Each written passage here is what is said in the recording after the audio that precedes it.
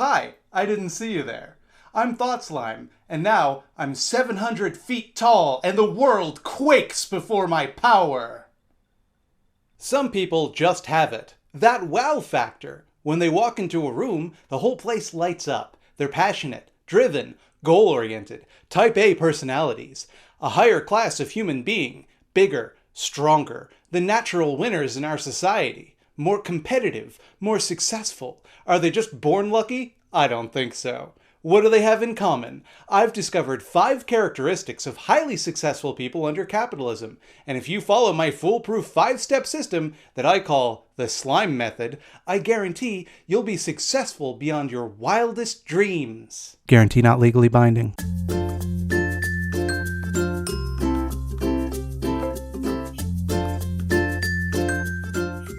Successful people believe that they can succeed. If you didn't believe that, why would you even try? In order to succeed, you have to believe that you can succeed. Don't just sit around whining about the unfairness of the world. Get out there and bust your butt. Try to ignore the startling amount of people who die within the same social class as their parents. Take, for example, this study from the Brookings Institute. Reading this with a success mentality means focusing on the fact that real income growth makes the current generation better off than the previous one. Median family income for adults who were children in the late 1960s and are now in their 30s or 40s increased 29%, from $55,000 for parents to nearly $72,000 for their children, adjusting for inflation. See? Nothing's holding you back from growth. Your whole generation is on an upward trajectory. That means there's no excuse for you. Get out there and make that money. A failure mentality means focusing on the part of the study which reads, 42% of children born to parents in the bottom fifth of the income distribution remain in the bottom, while 39% born to the parents in the top fifth remain at the top. The rags to riches story is much more common in Hollywood than on Main Street. Only 6% of children born to parents with family income at the very bottom move to the very top.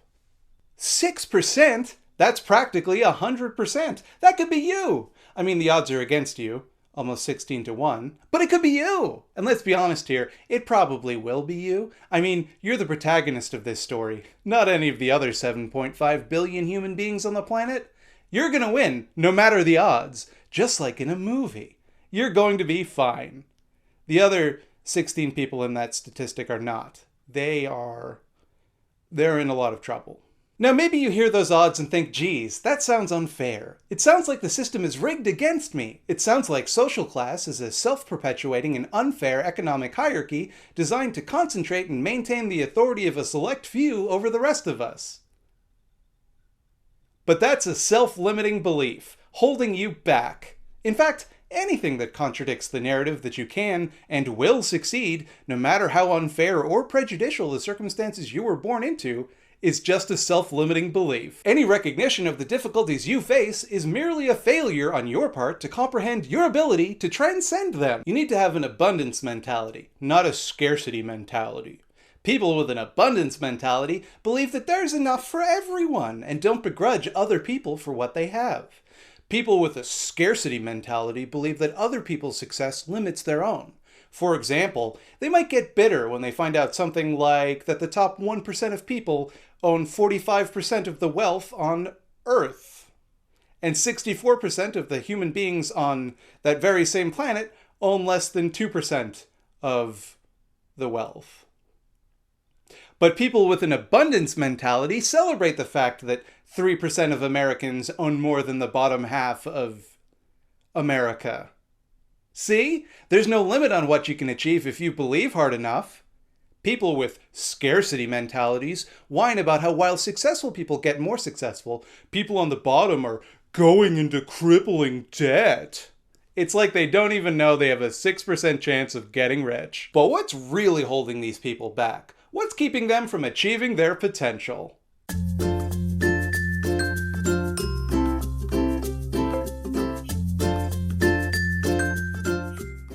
Let's face it, everybody overspends a little, and that chunk of change adds up fast.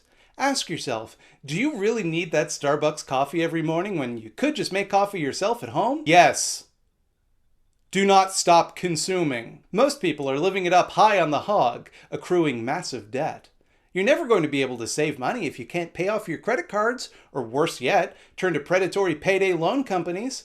What's worse, most of the people taking these predatory loans are desperate and poor, and they can't afford predatory loans. They should really know better. Avoid costly, unnecessary expenses like education, car loans, or medical treatment, the 3 leading causes of household debt. What do you need those things for, you dumbo? Just budget better and be luckier.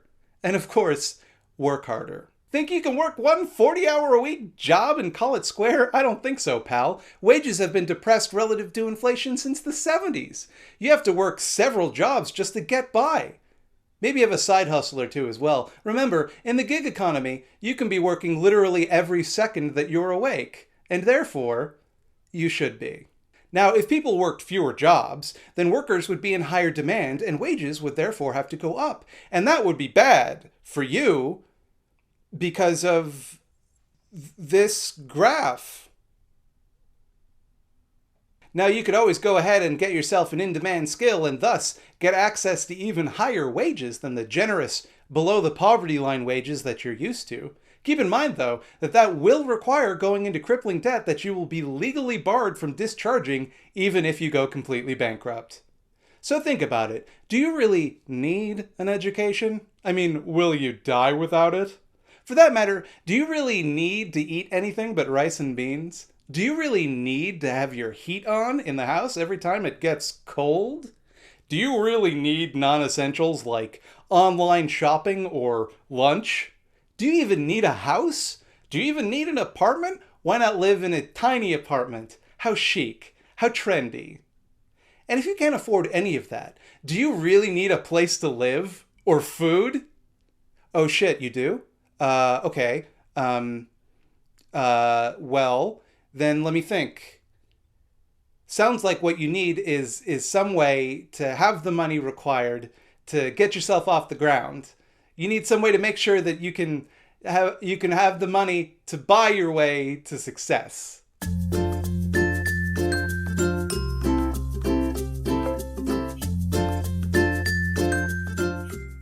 Inherit a large sum of money or some valuable property from your parents or other relatives. Either wait patiently for them to die, or have them set up some sort of trust fund that you can access at your leisure.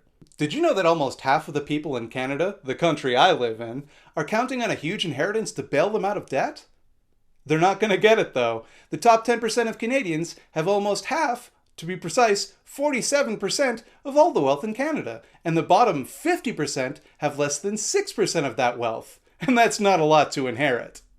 All of that is deeply normal and good. What's that, you say? My parents aren't rich. Fuck off. Go away. Go away. Sorry, reflex. Maybe your parents have a scarcity mindset. Maybe they're naughty poors that don't know their place and haven't been living within their means.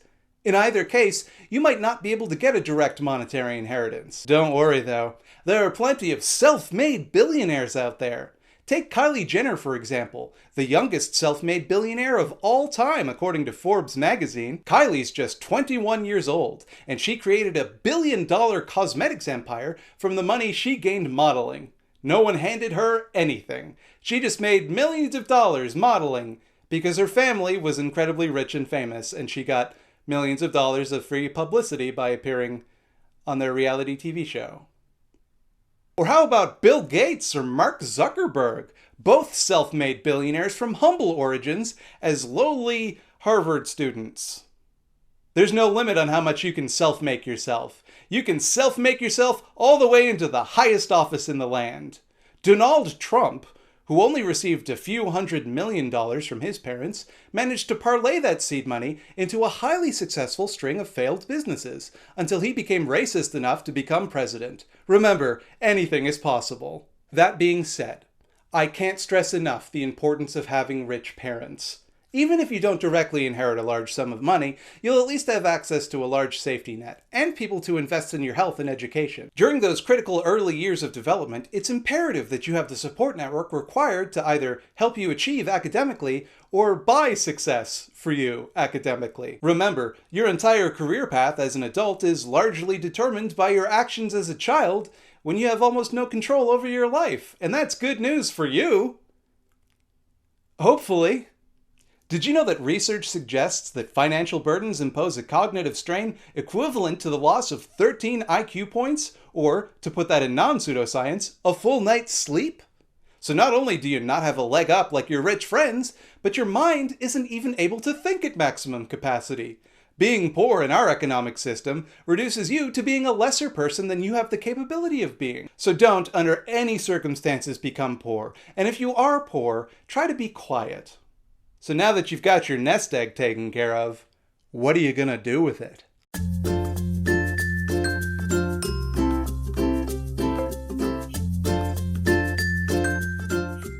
Now, you could work for a living, like a peasant, but that isn't successful. In order to be truly successful, you have to have absurd fuck-off cash, which you're not gonna get by being a cog in a machine.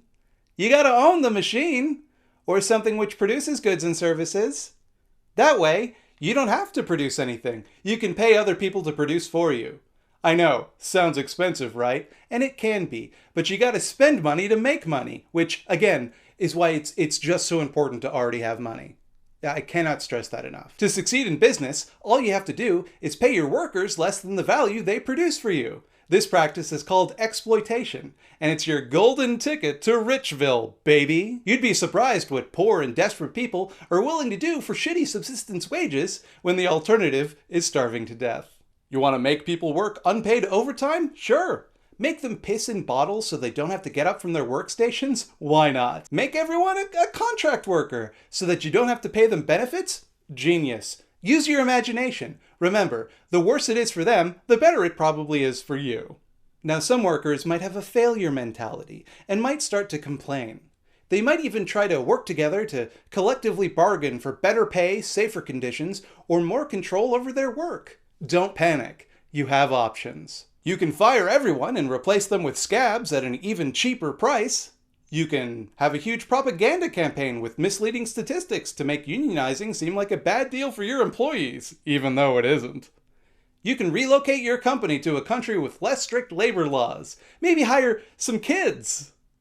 You can work with prison companies to hire literal slaves. Hell, own the prisons too. That's vertical integration, baby. Or just do things the old-fashioned way.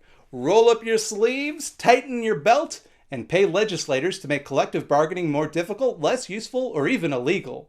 Then, let the police just go to town, cracking skulls and arresting people for the hideous crime of trying to make their lives better. Remember, you have all of the power, for now. They need you, because you own stuff. You don't need them. All they do is all of the actual work, which is not as important, because you took a risk, okay? And I mean, sure, they weren't able to take that risk, and sure, you're probably insured against the risk, and sure, they probably risk more than you do, but what's important here is your entrepreneurial spirit, okay? That's what's worth the money. Now, if you maintain control over the means of production, you can do all sorts of profitable stuff with it, and the stuff it makes. You can jack up prices so that people have to pay absurd amounts of money for things that they need to live. You can throw away half of your perfectly functional inventory into a landfill to create artificial scarcity. You can manufacture your products to deliberately become obsolete so that people have to buy them again. Hell, if you have enough of a product, you don't even need to sell it. You can just speculate on it and drive the price to such insane highs that simply owning it and letting it rot, deliberately keeping people from using it, makes you rich. Somehow. It's all very normal and sensible. So if you followed along so far, congrats, you've made it. You have big piles of money that you can have sex with, or whatever it is people do with big piles of money. The last step is about how you keep it.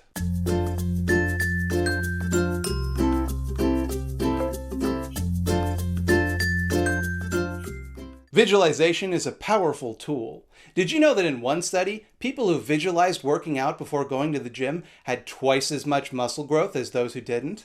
Why leave it to chance? You've got to imagine yourself as rich and successful every day. Remember, when people talk about the rich and successful, they're the people you should relate to.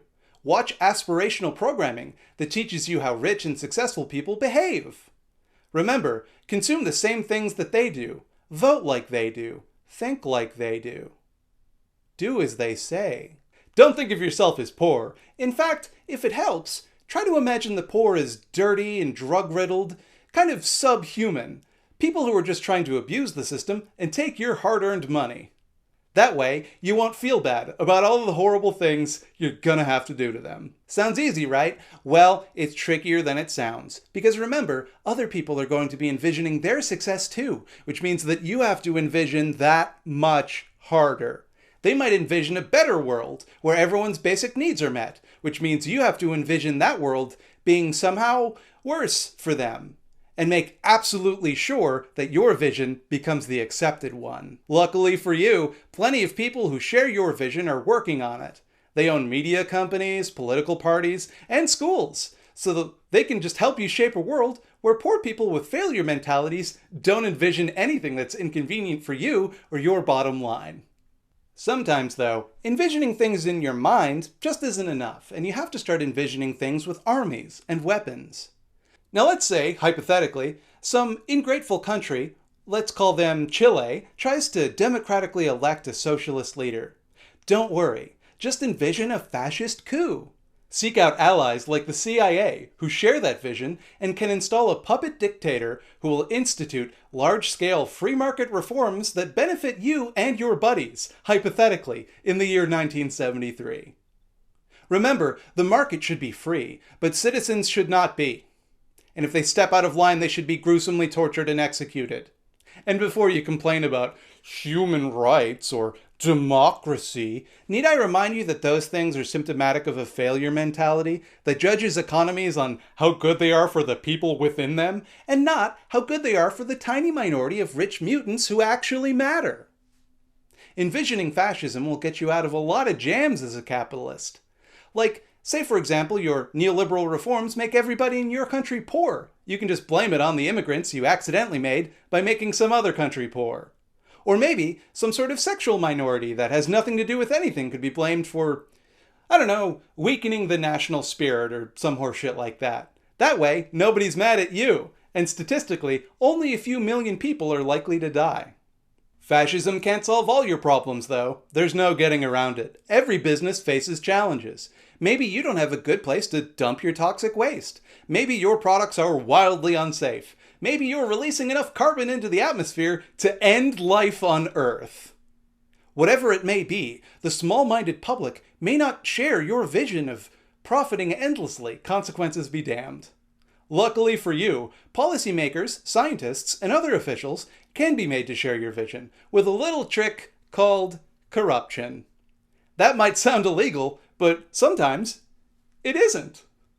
Sometimes it's a cute little euphemism which makes everybody okay with it somehow, like lobbying. And hell, if that doesn't work, just outright fund politicians or bogus science if you want. Nobody's paying attention, you can basically do whatever.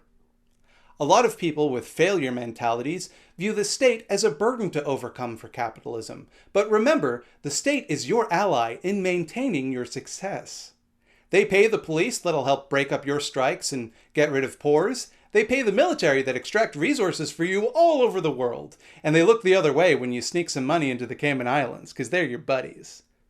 Now sure, they're going to take a small portion of your wealth in the form of taxes. If you're a dum-dum, you can do all sorts of questionably legal things to avoid paying taxes. But even if you do end up having to pay them, you'll pay a much smaller amount of your net worth than those lower-class chumpa-dumps.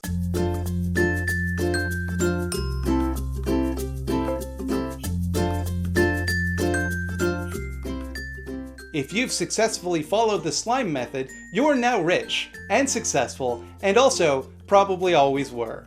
Congratulations, you earned it. As long as you feel like you did. Remember, for the rest of your life, you're going to be dealing with thousands of less successful people trying to tear you down, and trying to redistribute the hard-earned wealth that someone else worked hard to earn for you. Rest easy though, it'll never work. Until it does, so enjoy it while you can. Hey, now that I've made you rich and successful, could you give to my Patreon? It's patreon.com/thoughtslime. And that's how I pay for bills. Did you know that you can also like and subscribe to this channel and jingle jangle that little bell to get notified when new videos come out, and also when I live stream every Thursday at 8 p.m. But enough about me. What's new with you? What are you doing? Got any big weekend plans? How about that weather?